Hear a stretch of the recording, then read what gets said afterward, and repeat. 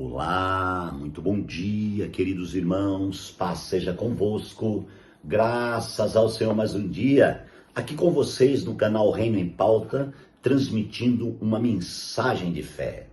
Queridos, nós estamos liberando uma série escatológica sobre o tema Daniel e sua visão revelada, baseado no capítulo 7 do livro de Daniel. Em sua primeira parte. Meus amados e queridos irmãos, eu falei na última reflexão sobre o terceiro animal, o leopardo, e eu disse que eu estava inferindo que ali já era uma preparação do anticristo, né? aquele animal semelhante ao leopardo que recebeu autoridade para governar.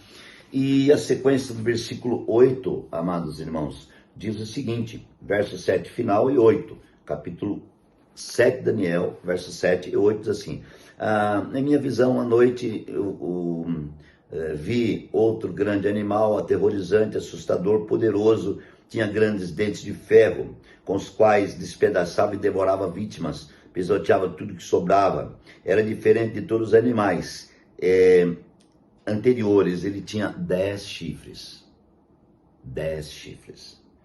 Enquanto eu considerava o chifre, vi outro chifre pequeno, que surgiu entre eles, e seus primeiros chifres foram arrancados para dar lugar a esse chifre que possuía olhos como de homem e uma boca que falava arrogantemente, né? Aleluia. Amados, esse segundo, esse texto aqui, né, tá falando dos 10 chifres desse animal arrogante, desse quarto animal, que eu entendo que seria realmente, amados irmãos, a besta, a continuação da besta.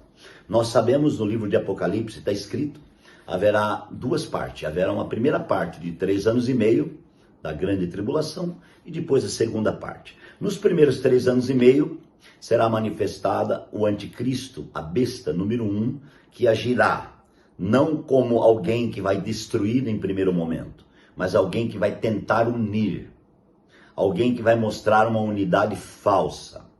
Alguém, amados irmãos, que vai organizar as coisas e haverá realmente, esses 10 chifres significa 10 reis, significa um grupo de 10 que se unirão. Presumo 100% que são relacionados à Europa, está relacionado à Europa, porque esse acontecimento vai acontecer na Europa. Terá sim o aval de todas as nações do mundo, mas a Europa é ali que vai acontecer. O velho mundo, né, vai acontecer. Amados, e o que acontece, esses 10 chifres aqui, esses reis que se levantarão? Daniel viu no meio dos 10 chifres nascer um outro chifre pequeno. Amados, talvez esse chifre não apareça tanto no seu início, mas a Bíblia diz que ele tinha olhos de homem, e ele falava com arrogância, e quando ele começou a falar, os demais chifres deu lugar a ele, né? Deu lugar a ele. Algo terrível começou a acontecer. Haverá um tempo, esse primeiro tempo de 3 anos e meio, onde a igreja, os santos vencedores, amados irmãos, serão arrebatados. Eu expliquei a vocês já lá atrás que os santos vencedores dividem em 2 grupos. É só olhar para Mateus 25, você vai ver a divisão desses 2 grupos. 5 virgens prudentes e 5 virgens imprudentes. Como que a gente entende isso? Todas elas eram virgens. Então, todas elas representam a igreja de Cristo. Só que 5 eram prudentes e 5 imprudentes.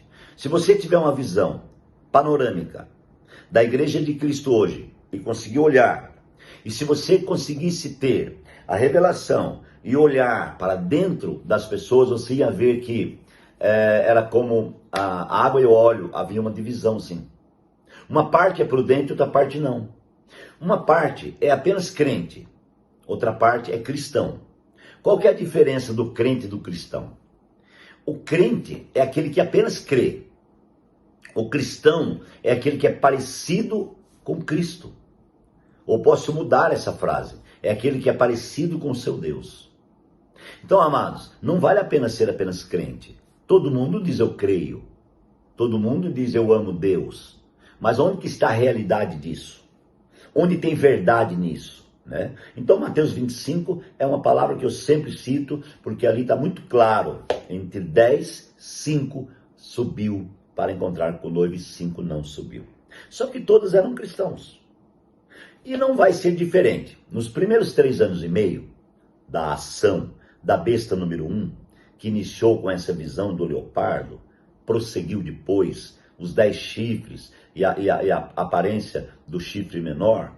Aí eu quero dizer para você o seguinte: nesses primeiros 3 anos e meio, irmãos, ou no meio deles, ou no final deles, por ali, não dá para a gente ver certinho, mas nesse tempo, os santos vencedores número 1 serão arrebatados. Quem são eles? 5 virgens prudentes. Em todo o mundo, em toda a terra, será colhido 5 virgens prudentes. Aqueles que invocam o nome do Senhor, aqueles que atentam com diligência para a palavra do Senhor, aqueles que o invocam em espírito e verdade, esses serão levados nesse primeiro tempo. E os outros? E as 5 virgens prudentes? Vai ser lançado no lago de fogo? Não. Não, porque eles creram na cruz. Seria uma injustiça, eu creio, pegar alguém que acreditou na cruz, acreditou no sangue de Jesus e jogar ele para o lago de fogo e enxofre. Deus é amor, irmãos. E o que vai acontecer?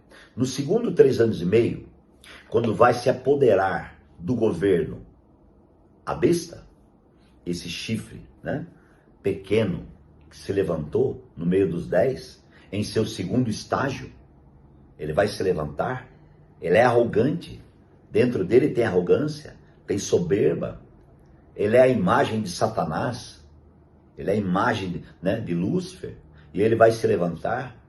Então, nesse segundo período de 3 anos e meio, depois eu vou esclarecer com mais detalhes para frente, então será arrebatado as 5 virgens imprudentes. Porque uma parte desses crentes que ficarão, eles se renderão, eles sofrerão dano, eles morrerão por causa do evangelho, e então eles serão vencedores. Amados, é muito importante atentar com diligência para as coisas que estão sendo faladas nesses últimos dias. É muito importante analisar e ver o seu interior, como você é diante de Deus. Pecador, eu sei que eu sou e sei que você é. Nós somos pecadores. Mas como que você é diante da realidade da palavra, no que diz respeito a reconhecimento, a invocar o Senhor todos os dias, porque a Bíblia é clara e diz que todo aquele que invocar o nome do Senhor será salvo. Que salvação é essa que a Bíblia está falando? Somos salvos do momento em que estamos passando. De repente, eu me enfraqueço. É normal eu me enfraquecer. Só que eu invoco o nome do Senhor. Quando eu invoco o nome do Senhor, eu sou renovado, levantado, restaurado daquele momento. Deus vem e coloca um bálsamo sobre a minha vida e eu sou transformado, mudado. E agora, meus amados, é um novo tempo na minha vida. Então, é importante ganhar essa realidade.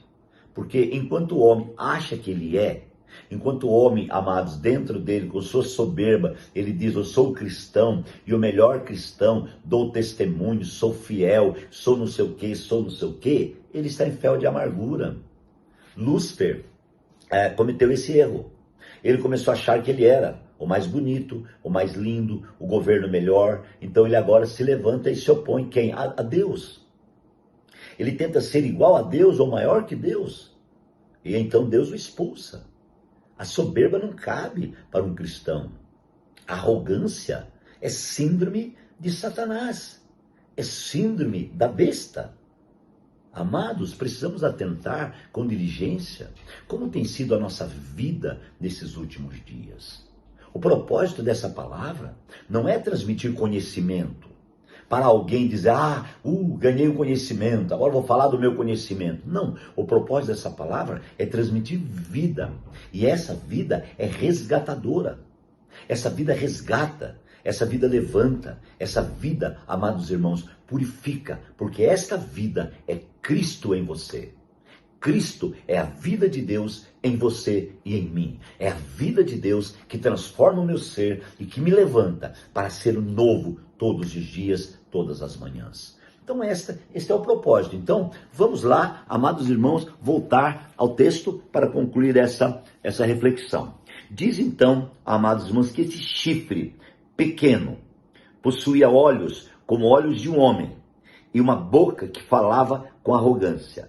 Enquanto eu olhava, tronos foram colocados e um ancião se assentou, e a veste era branca como a neve, e o cabelo branco como a lã.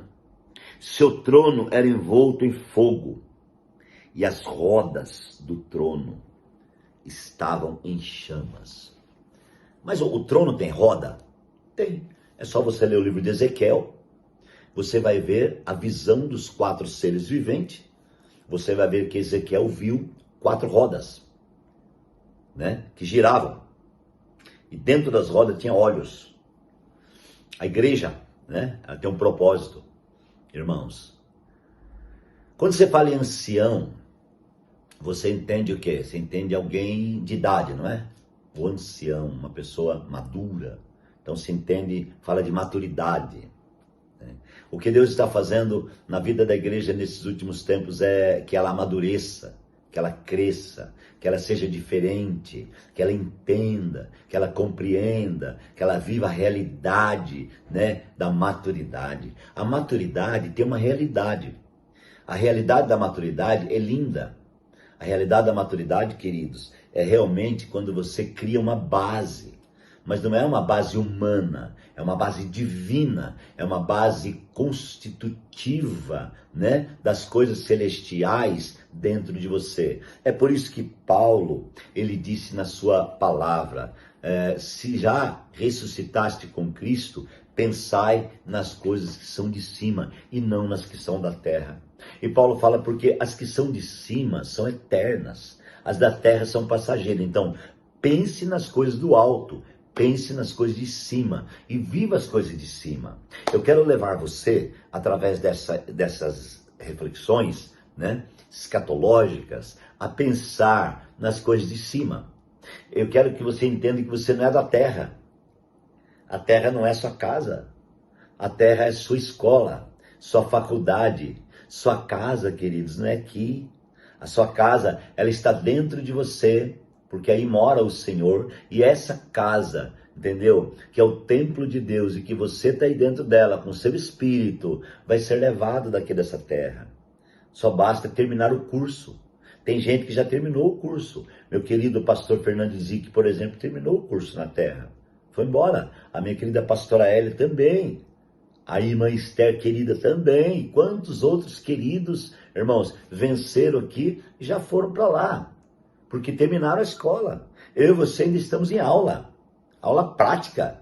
Então vamos lá, queridos. Fica firme para você poder entender. Pai, obrigado por essa manhã. Abençoa os meus irmãos nesse dia. Sustenta cada um, ó Deus. É a minha oração, meu pedido, em nome de Jesus. Que Deus te abençoe. Fica firme que eu continuo amanhã, tá bom? Beijão.